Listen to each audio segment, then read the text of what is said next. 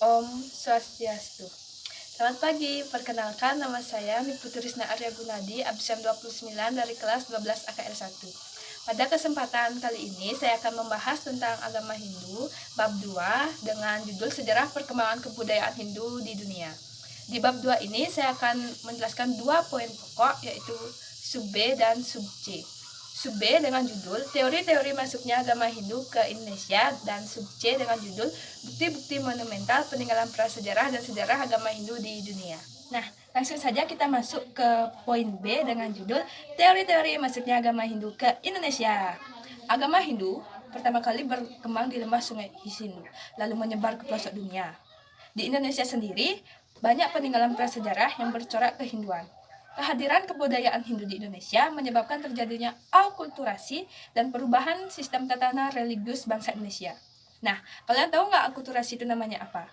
Akulturasi merupakan perpaduan beberapa unsur kebudayaan, di mana unsur kebudayaan tersebut saling melengkapi dan saling mengisi serta tidak menghilangkan unsur kebudayaan aslinya. Di Indonesia sendiri, kebudayaan Hindu itu sangat sulit diterima. Mengapa? Itu karena, pertama, masyarakat Indonesia sudah memiliki dasar-dasar kebudayaan yang tinggi. Kedua, kecakapan istimewa yang dimiliki bangsa Indonesia. Dan ketiga, pengaruh kebudayaan Hindu di Indonesia itu hanya sebagai masuknya agama Hindu ke Indonesia. Ini menyebabkan perubahan tatanan masyarakat Indonesia. Hal ini tanpa atas pembagian warna atau profesi yang lebih dikenal dengan wangsa. Mengenai itu, ada beberapa teori yang menjelaskan tentang masuknya agama Hindu ke Indonesia. Yuk kita simak apa aja teorinya. Teori pertama yaitu teori Brahmana yang dikemukakan oleh J.C. Van Leur, yang berisi tentang agama Hindu dibawa oleh kaum Brahmana yang diundang oleh kepala suku untuk mensahkan kekuasaan mereka sebagai kepala suku. Hal ini dapat dibantah karena raja di Indonesia akan sangat sulit mempelajari Weda. Yang kedua, ada teori kesatria yang dikemukakan oleh F.G. Cabot and C. Gilbert, yang berisi tentang agama Hindu dibawa oleh kaum kesatria yang melarikan diri ke Indonesia karena kalah perang. Teori ini pun mempunyai kelemahan. Salah satunya yaitu kaum kesatria tidak bisa mempelajari Weda. Mereka hanya bisa mengurusi pemerintahan. Yang ketiga, ada teori Wesya yang dikemukakan oleh N.G. Krum, yang berisi tentang agama Hindu dibawa oleh para pedagang dari India yang berdagang dan menetap di Indonesia. Hal ini memiliki kelemahan karena hanya kaum Brahmana yang bebas mengetahui isi kitab suci agama Hindu, yaitu Weda. Yang keempat, ada teori Sudra yang dikemukakan oleh Van Vibert, yang berisi bahwa agama Hindu dibawa oleh para kaum buangan yang berkasta Sudra atau tawanan perang yang dibuang dari India ke Nusantara. Teori ini lemah karena pada dasarnya agama Hindu terlalu tinggi untuk mereka. Teori yang terakhir, yang kelima, yaitu teori arus balik. Teori ini menjelaskan bagaimana cara agama Hindu masuk ke Indonesia. Yang pertama, kaum Brahma diundang oleh kepala suku untuk mengajarkan agama Hindu. Dan yang kedua, para raja Indonesia pergi ke India untuk belajar agama Hindu. Dari seluruh teori yang saya jelaskan, hanya teori Brahmana lah yang paling diterima. Karena, pertama, upacara keagamaan dimonopoli oleh kaum agama. Dan yang kedua, prasasti di Indonesia cenderung berbahasa Sanskerta.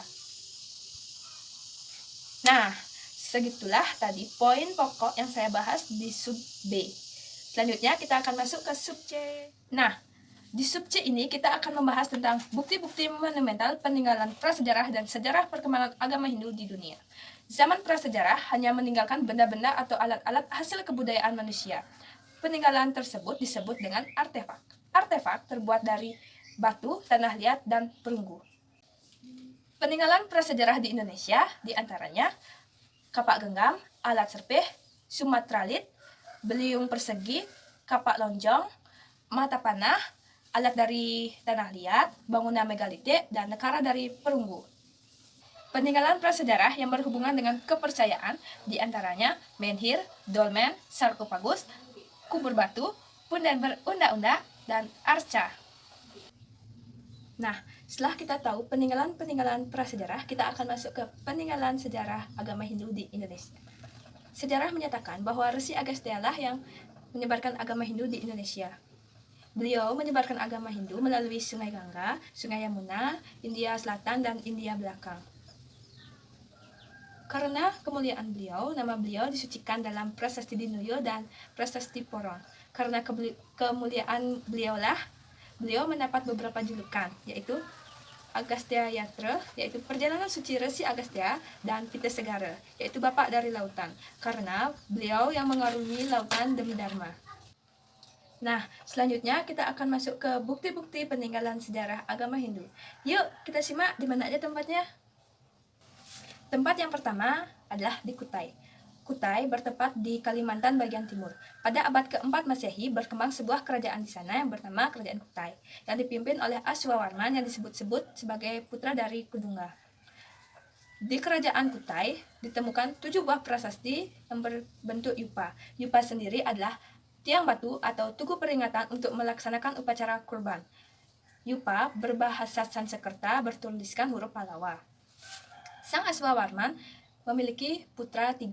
Yang terkemuka dari putra tersebut adalah Sang Mulawarman, yang adil, bijaksana, dan berkuasa. Sang Mulawarman telah mempersembahkan 20.000 ekor sapi kepada para Brahmana bertempat di lapangan Waprakeswara. Waprakeswara sendiri adalah sebagai tempat untuk memuja Dewa Siwa. Tempat yang kedua yaitu berada di Jawa Barat. Di Jawa Barat, Hindu berkembang sekitar 400-500 Masehi, yang dipimpin oleh Sang Punawarman dengan nama Kerajaan Tarumanegara. Di Kerajaan Tarumanegara terdapat banyak prasasti.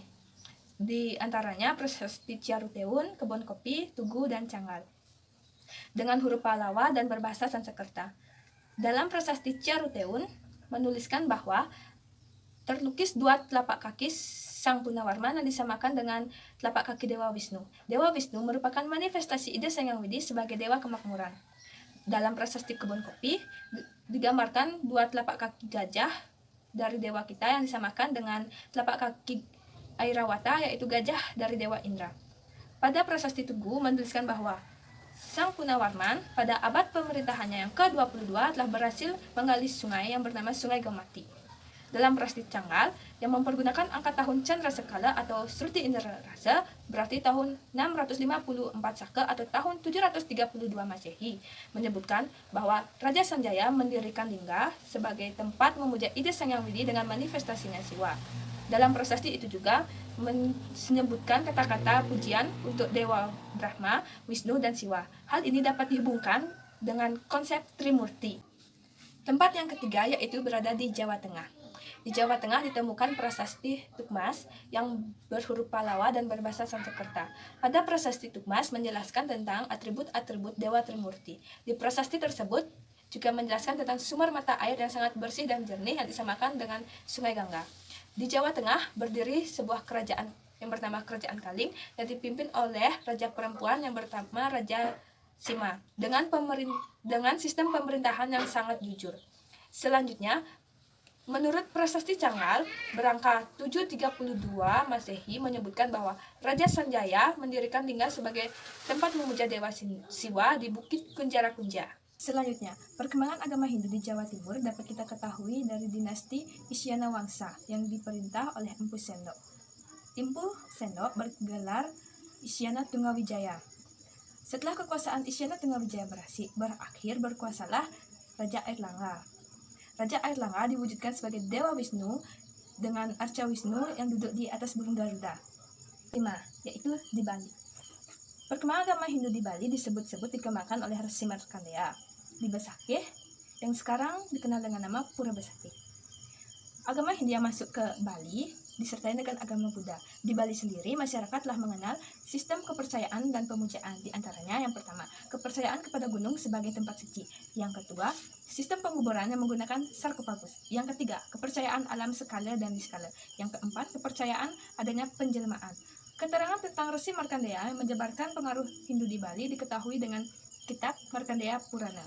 Beliau datang ke Bali diperkirakan pada abad ke-4 sampai ke-5 Masehi melalui Gunung Semeru yang di Jawa Timur menuju daerah Gunung Agung.